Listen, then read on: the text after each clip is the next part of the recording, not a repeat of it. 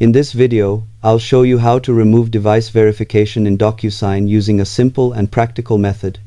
After logging in, go to your profile and open the Manage Profile section, then navigate to Privacy and Security where device verification settings are located.